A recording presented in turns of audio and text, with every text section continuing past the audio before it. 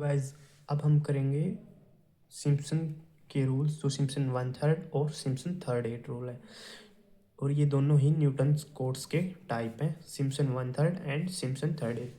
अब हमने क्वेश्चन देखा है 0 से 1 की लिमिट है, और ये 1 + 1 + x², ये जो y से हम y निकालते हैं, और h दे रखा है यहाँ पे 1.4 को अगर हम 1.4 को अगर सोल्व करेंगे तो 0.25 आएगा। और जो हमने जैसे ट्रेपेजॉइडल में देखा था वही इक्वेशन ले रखी है, और 0 से 1 की लिमिट इसमें है, 0 से 1 की इसमें है, तो हम लिमिट वहाँ से सारी सेम पुट कर लेंगे। 0 पॉइंट जो x1 की आई थी, x0 0 था, प्लस में h 0.25, तो x1 क्या आ गया 0.25, और x2 आ गया 0.25 प्लस में h 0.50, x3 आ गया 0.50 प्लस में 0.25 इजक्वल टू 0.75, 0.75 प्लस में 0.25 इजक्वल टू 1। और हम ऐसे ही वाई नोट की वैल्यू यहाँ से सारी पुट कर लेंगे। जो वाई नोट आया था, वाई नोट यहाँ से डाल के 1 प्लस में x², जो ये वाई नोट निकालने के लिए इक्वेशन दी जाती है 1/1 प्लस में x² है, तो वाई नोट कैसे निकलता है, x0 की वैल्यू डालनी होती है, y1 में वाई नोट की वैल्यू, y1 की वैल्यू, और y2 में x2 की वैल्यू, y3 में x3 की वैल्यू। तो हम ये पीछे वाली वैल्यू ऐसे की ऐसे नोट कर लेंगे जो हमने ट्रेपेजॉइडल में निकाली थी। तो इन चारों की वैल्यू गाइज, y0 की 1 आई थी, y1 की 0.9412, और y2 की वैल्यू जो आई थी 0.8, y3 की वैल्यू जो आई थी 0.64, और y4 की आई थी 0.5। तो अब हम देखते हैं ट्रेपेजॉइडल का जो सिम्पसन 1/3 का जो फॉर्मूला है वो क्या होता है। सिम्पसन 1/3 का फॉर्मूला देखते हैं। तो यहाँ क्या है, सिम्पसन 1/3, 1/3 का फॉर्मूला आता है जो h/3, और 3/8 का होता है जो h/8। 1/3 और सिम्पसन 3/8 में होता है जो आगे करेंगे h/8। तो सिम्पसन 1/3 के फॉर्मूला लिखते हैं।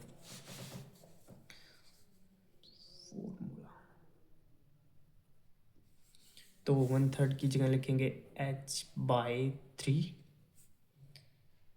ब्रैकेट, और फिर देखते हैं जैसे ट्रेपेजॉइडल में किया था, first and last. First y0 plus में लास्ट है y4, y0 प्लस में y4, और इसके बाद जो सिम्पसन में जो चेंज आता है वो ये है +4 इंटू 4 के साथ जो आते हैं वो सारे ओड डिजिट आते हैं। ओड में क्या आ गया, ओड y1 1 आ गया और 3 आ गया, और में y1 प्लस में y3, और प्लस में 2, 2 में 2 के साथ आ गया 2 इंटू जो इवन y1 कौन से है, v1 कौन से है y में, y2 और y4, और y4 हम लिख नहीं सकते क्योंकि y4 हमने लास्ट में लिख दिया, फर्स्ट और लास्ट, तो y सिर्फ 2 ही आएगा यहाँ पे, y2 ब्रैकेट बंद। तो अब हम सोल्व करेंगे।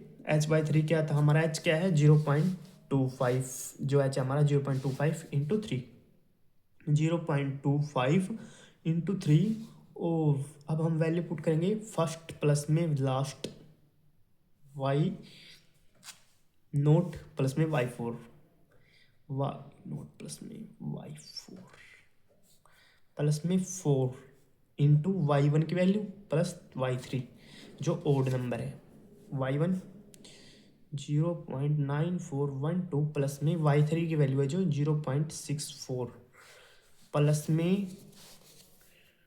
में 2 इंटू y2 क्या है, y2 है 0.8 ब्रैकेट बंद।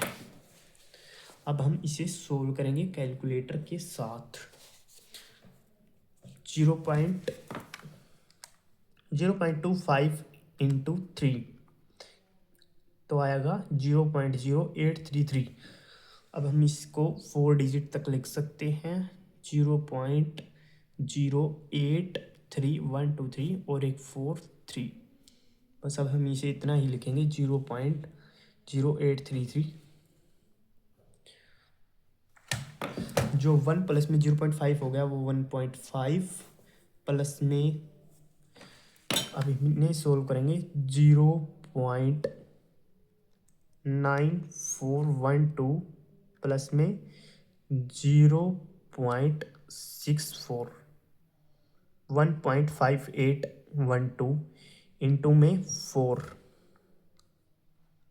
6.3248, 6.3248 प्लस में y2, 2 इंटू 0.8, इसका शायद 1.6 आएगा, 0.8 इंटू 2, 1.6।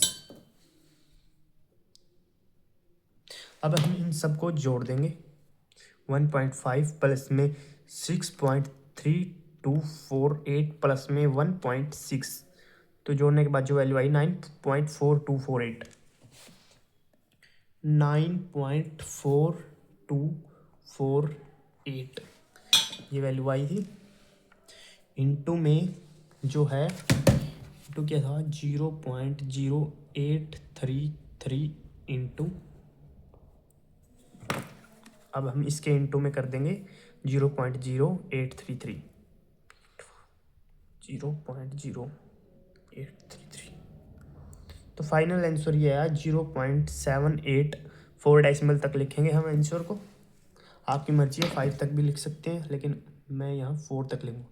0.785, 5 के बाद 0 है और इसके आगे 5th डिजिट है जो 8 है, वो 5 से बड़ा है, तो यहाँ 0 का 1 हो जाएगा।